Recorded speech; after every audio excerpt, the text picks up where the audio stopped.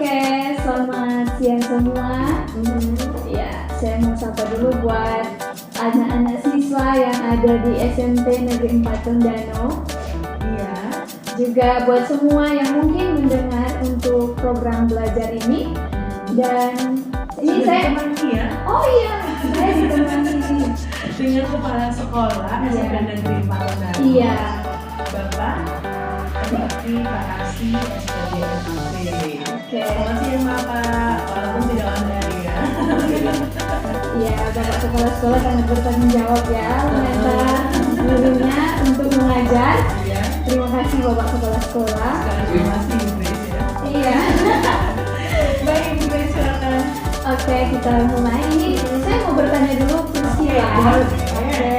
Priscila butuh air tidak? Butuh yang Oh, butuh, ternyata sangat membutuhkan air kan?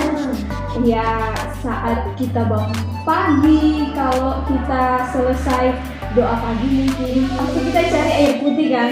Iya.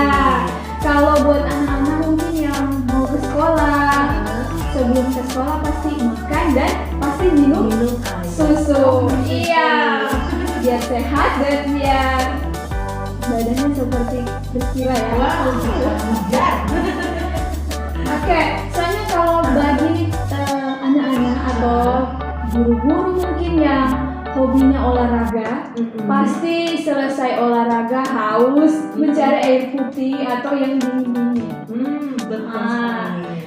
Bisa saja dalam sehari itu banyak kan air yang akan kita konsumsi, atau mungkin yang apalagi zaman pandemi ini kebanyakan kita di rumah. Pasti sambil kita main game cari air terus. Kau berbahan. Iya, tapi bukan berarti rebahan tidak belajar ya. Nah, ini dia. Oke. Harus dong. Selanjutnya bagi kita yang suka nongkrong, suka ngopi. Nah, sekarang Priscila bisa bayangkan kalau satu hari itu air yang masuk dalam tubuh kita tidak dikeluarkan. Apa yang terjadi? Ini ada beberapa kali terus, begitu ya. Mantap. Iya. Terus gimana cara untuk mengontrol biar kadar cairan tubuh kita bisa stabil? Nah, itu dia tak tahu. Nah, sekarang kita akan bahas tentang sistem ekspresi pada makhluk hidup. Nah, sistem ekspresi ini yang akan berperan membantu untuk kita makhluk hidup untuk gimana ya? Untuk apa? Misalnya kontrol stabil kadar cairan tubuh kita biar tidak kebanyakan atau tidak kekurangan. Mengontrol kestabilan tadi. Iya, kestabilan tubuh kita. Oke. Sistem ekspresi ini adalah proses pembuangan zat sisa metabolisme. Nah, kalau tidak dibuang air yang masuk tadi atau makanan yang masuk dalam tubuh kita, ya bisa sakit. Oke, jadi dengan adanya ini sistem ekspresi, jadi keadaan tubuh kita bisa terkontrol. Berarti kita masih terasa itu dulu Ibu Grace. Iya. Jadi soal yang namanya sistem ekspresi tadi, kalau misalnya ada adik-adik yang ingin bertanya atau bahkan teman kita atau orang tuanya mungkin ya ibu tanya, langsung saja ke 082195835080 kita sebut Grace jeda sejenak untuk Ibu Guru Grace, dan kita akan kembali lagi pendengar untuk belajar dia dari bersama Pro 1 RRI Manado. Dan masih di belajar di RRI, jangan lupa untuk di kesempatan siang hari ini sudah dibahas mengenai yang namanya sistem ekspresi untuk mata pelajaran IPA. Ada Ibu Grace dari SMP Negeri 4 Tondano. Lanjut lagi Ibu Grace, silakan. Oke, terima kasih Priscila. Nah, sekarang kita lanjut. Kalau tadi kita sudah tahu kan, sistem ekspresi itu sistem yang membuang zat sisa metabolisme dalam tubuh kita. Nah, dan juga bisa mengontrol keseimbangan, dan ini disebut dengan osmoregulasi. Apa sih itu osmoregulasi? Oke, osmoregulasi adalah proses mengatur konsentrasi cairan yang tadi saya bilang dan menyeimbangkan pemasukan dan pengeluaran cairan dalam tubuh kita oleh sel atau organisme hidup. Nah, biar bisa masuk kategori paling top dalam tubuh kita. Ini sistem ekskresi ini ada tim. Terus kita bisa tahu kan kalau kita kerja tim kan, ada gengnya. Iya, ini ada gengnya. Ini juga ada. Iya, sistem ekskresi ada tim, ada gengnya, biar bisa top dalam tubuh kita. Oke. Siapa sih geng-geng dari ekskresi ini? Ini yang sel-sel tadi. Iya. Ini kalau Ibu Grace singkatkan bisa kita sebut Gipahlit. Apa sih itu Gipahlit? Gipahlit. Singkatan. Kalau Priscilla bisa menyebutkan yang G itu apa? Aduh. Yang Priscilla. Gigi. Oh, bukan, belum tepat. Gipahlit. Iya, anggota gengnya namanya Gipahlit. Atau G-nya ginjal. Iya. P-nya paru-paru. H-nya hati. Dan lit itu adalah kulit. Ya.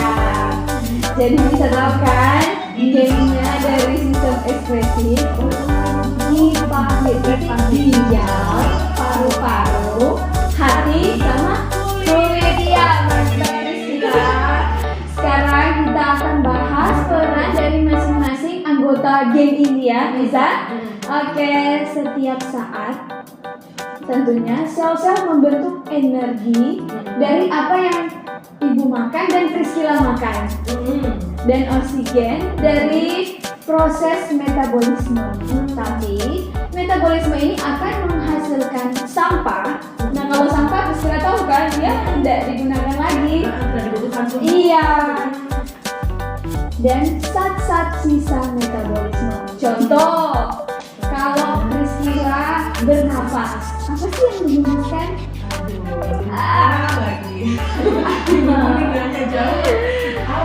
Kalau adik-adik bisa tidak? Oke, contoh kalau kita bernapas, kita mengeluarkan CO2 atau karbon dioksida yang dihasilkan oleh metabolisme respirasi sel. Ini contoh ya. Dan selanjutnya nitrogen yang dihasilkan dari hasil metabolisme protein dalam tubuh kita.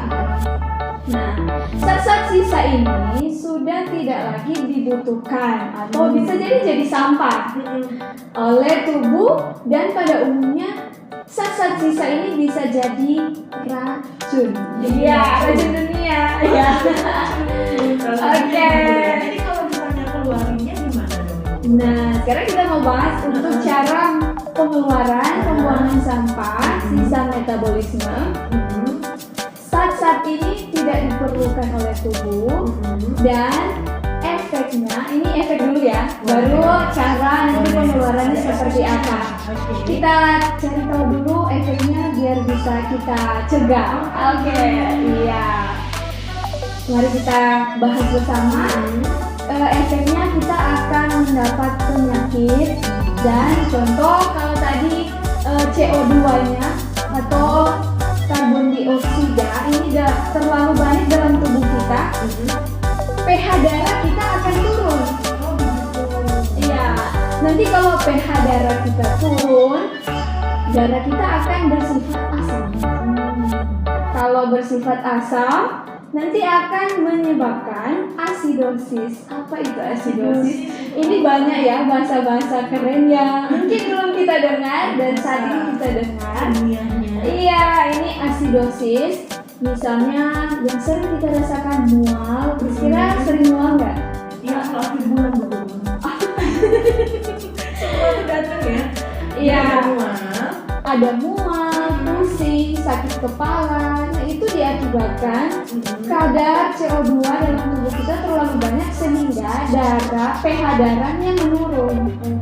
Sehingga kita merasa ya mual. Terus kalau misalnya ada nggak sih zat-zat yang dibuang sama paru-paru? Oh, ada. Ini lanjut. Sebelumnya zat-zat ini menumpuk, tadi yang saya katakan menumpuk dalam tubuh kita.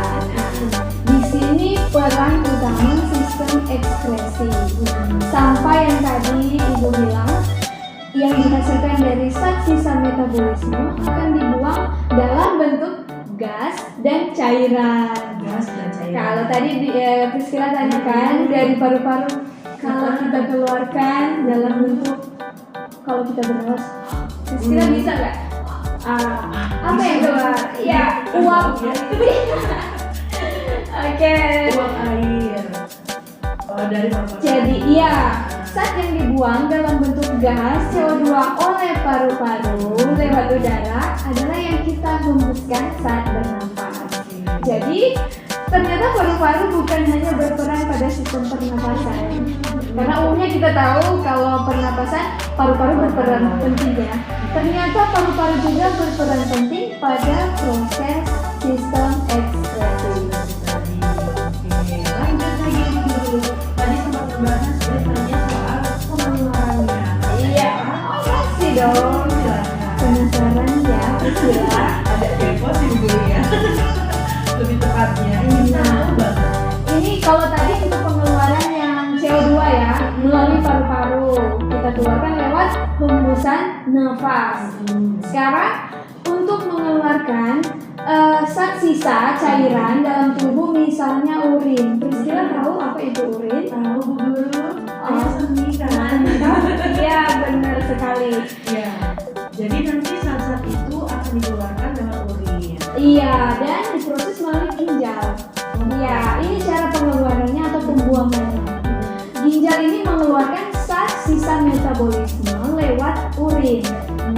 Jadi kemudian ada cairan lainnya yang dikeluarkan untuk yang dibuang. Nanti tadi yang saya katakan di awal, kalau sudah menumpuk kan, nanti akan jadi racun. Jadi bisa dikeluarkan melalui urin dan bisa dikeluarkan melalui keringat. Iya, tentu kalau saat ini cuaca yang sangat panas, ya pasti kita berkeringat kan. Oke. Berkeringat itu sehat Bu Guru ya? Sehat dong. Kalau tidak berkeringat, dipertanyakan. Oh begitu. Hanya jangan ngecek gitu Bu Guru. Iya. Jadi tadi Bu Guru bilang ada lewat cairan, ada juga lewat gas. Kalau gas itu Bu Guru berarti lewat Iya, CO2.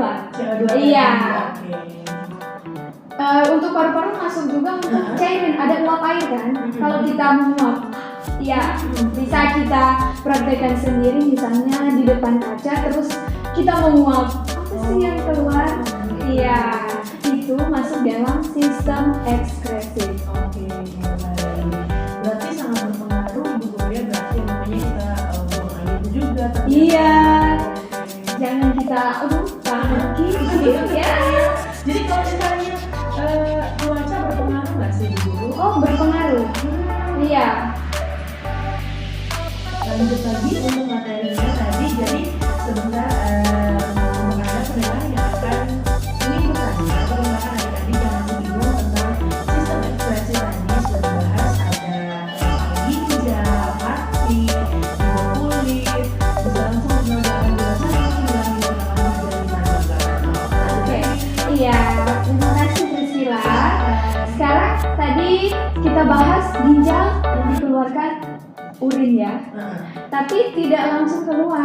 Ini diproses lagi oleh hati. Ini kan tadi ada anggota timnya Gipahlit, ginjal, paru-paru, hati, dan kulit. Nah, keringat dan urin yang dikeluarkan tidak langsung keluar. Ini disorting lagi, dipilah lagi oleh hati. Cara pikirannya seperti apa? Memilahnya? Iya, dalam proses hati ini kalau posisi ginjal dalam tubuh kita ini ada di bagian belakang rongga, di bagian kanan dan kiri untuk tulang belakang kita. Ini kalau ginjal posisinya ada yang kanan lebih rendah. Ini tempat untuk hati, memberi ruang untuk organ hati. Nah, di proses itu hati memilah apa yang akan nanti dikeluarkan melalui urin atau melalui keringat. Iya. Jadi nanti kita akan membacakan dulu, ada yang sudah masuk, ini dari Guru Grace ya, yang ingin bertanya tentang sistem ekspresi. Ibu minta mohon, Ibu Guru Grace katanya pengen bertanya ciri-ciri urin yang sehat, terus nanti juga masih juga 0821 9583580. Ditahan dulu info nih ya, Ibu Grace masih jawab kan? Iya. Kita kembali lagi masih di belajar di RRI. Jadi masih ada di sana. Halo Priscilla. Makasih ya. Ini kita tadi ada pertanyaan dari Ibu Mohon.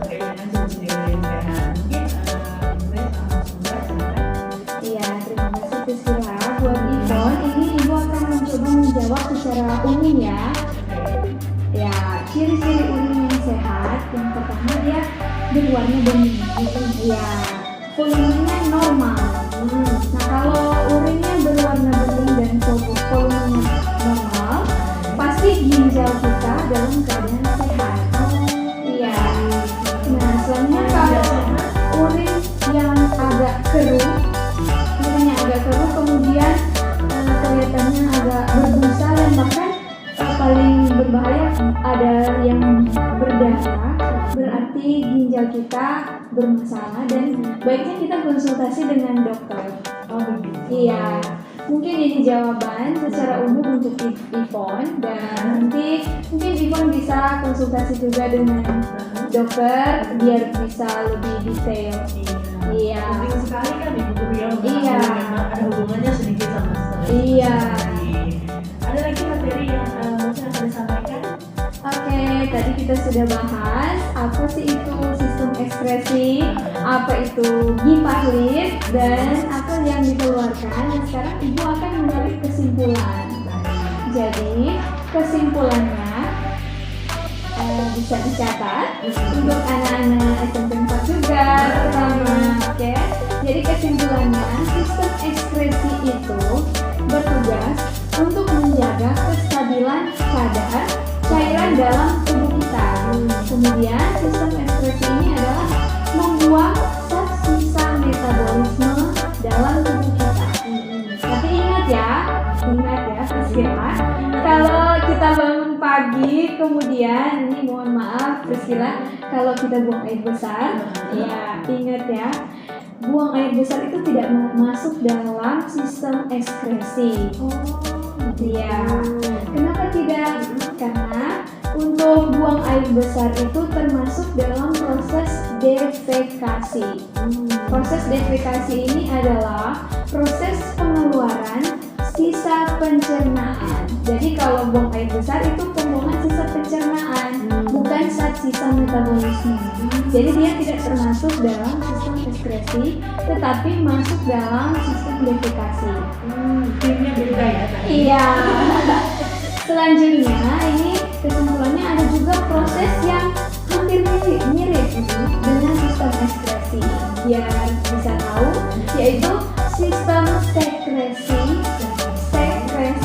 Kalau yang tadi ekskresi, kalau yang ini sekresi, atau proses pengeluaran zat sisa yang dibutuhkan oleh tubuh seperti hormon dan enzim yang biasanya dikeluarkan oleh kelenjar.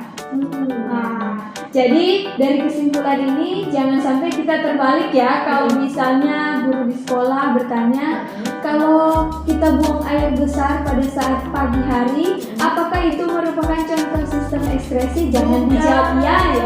Iya, itu tidak termasuk dalam sistem ekskresi, tetapi masuk dalam sistem defekasi. Oke, Priscila.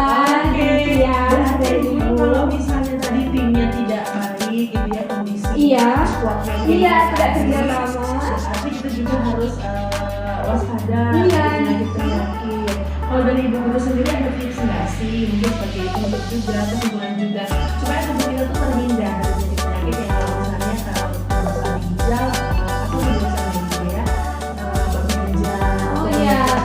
Mungkin biasanya kalau tips dari Ibu banyak minum ya pertama. Iya, banyak minum. Jangan keseringan duduk ya. Kalau keseringan duduk jadi Priscila nih harus banyak minum air. Olahraga ya, berolahraga biar proses metabolismenya, pembuangannya jalan, ekspresinya bisa keluar keringat, bisa buang air kecil ya. Dan tidak ada racun dalam tubuh kita. Iya. Ini juga menjalani hidup yang sehat. Iya. Olahraga, udah semua air putih gitu kan ya, tubuh terhidrasi dengan baik. Oke, Ibu Guru, berarti usai sudah belajar DRI siang hari ini ya. Kita bahas pelajarannya IPA untuk siang hari ini pendengar, dan Ibu Guru Grace juga ini Ibu Guru yang sangat cantik. Terima kasih luar biasa ya. Yang sudah menemani di kesempatan siang hari ini pelajaran IPA lebih khususnya. Dan Ibu Guru Grace mungkin ingin memberikan sedikit pesan buat teman-teman untuk orang-orang yang mendengarkan di masa pandemi seperti sekarang ini, sama-sama mungkin belajar Iya. online. Iya, ini ibu mau kasih pertama ucapan terima kasih dulu ya. Terima kasih buat seluruh orang tua yang sangat sabar, udah lebih dari setahun. Yang pasti kalau di sekolah SMP 4 saya dipercayakan untuk perwalian kelas 8C. Ini banyak masukan dari orang tua ini ya. Orang tua ini mengeluh, waduh, ibu nggak bisa jadi guru. Ternyata sulit jadi guru. Baru tahu ya. Iya, apalagi kalau di dalam rumah ada 2-3 anak ya. Wow. Lebih dari satu. Iya, kata ada beberapa orang tua yang bilang nanti saya bisa keriting rambutnya. Iya. Satu aja susah gitu Iya, ya. ini mau terima kasih buat orang tua yang sampai saat ini masih sabar, dan mau juga beri pesan buat anak-anak, tetaplah bersabar. Orang tetap doakan agar supaya pandemi ini bisa cepat berlalu dan kita bisa tetap muka sekalipun terbatas. Karena memang benar sesungguhnya kalau kita tidak belajar secara tatap muka, sulit bagi siswa untuk bisa langsung menerima materi. Apalagi kalau ibu mengajar spesifiknya fisika, sulit. Ibu juga sulit kalau mengajar lewat Google Meet. Karena kebetulan di sekolah pakai Google Meet. Nanti kalau pas mengajar dalam rumus, wah terus jaringannya lag. Ibu juga bisa, iya. Ibu guru dari vaksin. Oh, 21. Ibu guru Grace Mandang, SPD MPD dari SMP Negeri 4 Manado, Kecamatan Pontianak Barat. Kita selesai dulu untuk belajar DLRI karena Anda akan menantikan untuk jalur masuk sholat Jumat nanti bersama Prof.